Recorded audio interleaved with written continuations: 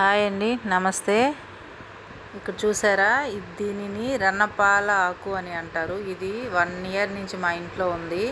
కింద రెంట్కునే సారు ఇంట్లోకి వచ్చిన కొత్తల్లోనే చెప్పారు ఇది చాలా మంచిదండి, దీని బెనిఫిట్స్ కూడా చాలా ఉన్నాయని. ఇది పచ్చిది కూడా నమలొచ్చని ఒకసారి నమిలి చూపించారు కూడా.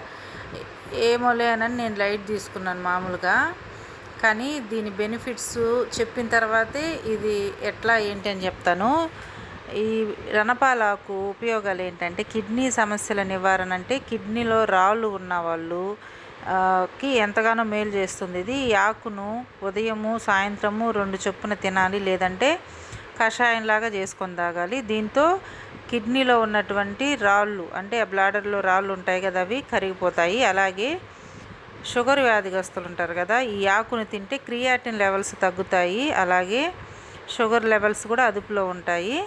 అలాగే జీర్ణాశయ సమస్యలు, అంటే ఈ ఆకు తినడం వల్ల జీర్ణాశయంలోని అల్సర్లు తగ్గుతాయి. అజీర్ణం, మలబద్ధకం సమస్యలను కూడా నివారిస్తుంది.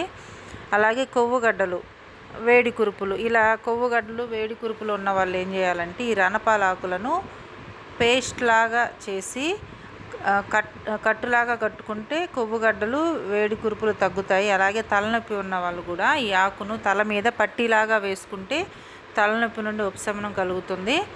చెవిపోటు, ఎవరికన్నా చెవిపోటు అంటే చెవి నొప్పి వస్తుండేది కదా, అలాంటి వాళ్ళు ఈ ఆకు యొక్క రసాన్ని చెవిలో ఒక డ్రాప్ కానీ అట్లా వేస్తే చెవిపోటు తగ్గిపోతుంది.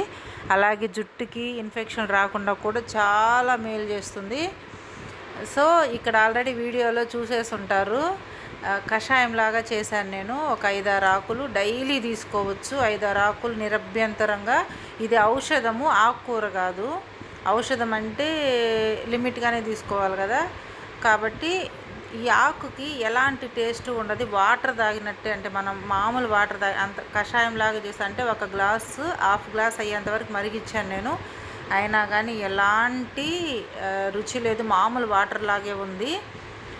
డైలీ అయితే 4, 5, 6 వరకు మనం ఈ ఆకులు రసాన్ని తీసుకోవచ్చు, లేదంటే తినచ్చు. ఇంత మంచి బెనిఫిట్స్ ఉన్న దాన్ని మనం వదులుకోకూడదు కదా.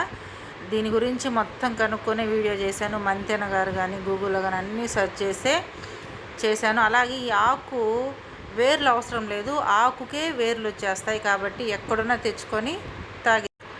ఇక్కడ చూడండి, ఆల్రెడీ మా పిల్లలు తాగేస్తున్నారు. మా పెద్దమ్మ ఏమందంటే, తాగి టేస్టే లేదు మమ్మీ, అసలు ఏం లేదు అని అంద. నిజంగా అండి, అసలు ఏదైనా ఆకుకూర కానీ ఆకు కానీ ఏదైనా నమిలితే కానీ కషాయం చేసుకుంటే పసరు వాసన ఉంటుంది కదా, ఆ పసరు వాసన అనేది లేదు. నేను అక్కడ ఒట్టి కషాయమే, నిమ్మరసం కానీ తేనె కానీ ఏమీ లేదు, ఒట్టిదే తాగాను. చాలా బాగుంది, తాగొచ్చు, తినచ్చు. కాబట్టి ట్రై చేయండి. ఇంట్లో ఏం చేసినా, ఓట్స్ కేక్ కానీ ఓట్స్ లడ్డు కానీ ఇంకా ఏ కషాయాలు కానీ ఏం చేసినా, బ్లూ టీ కానీ మందారం టీ కానీ ఇలాంటివి ఏది చేసినా మా పిల్లలు రెడీగా ఉంటారు టేస్ట్ చేయడానికి. మమ్మీ అంటే వాళ్ళకి డిఫరెంట్గా ఉంటుంది అనమాట టేస్ట్. వాళ్ళకైతే నిమ్మరసం తేనె యాడ్ చేసేస్తాను అవసరమైతే. ఓకేనా, థ్యాంక్ యూ, బాయ్.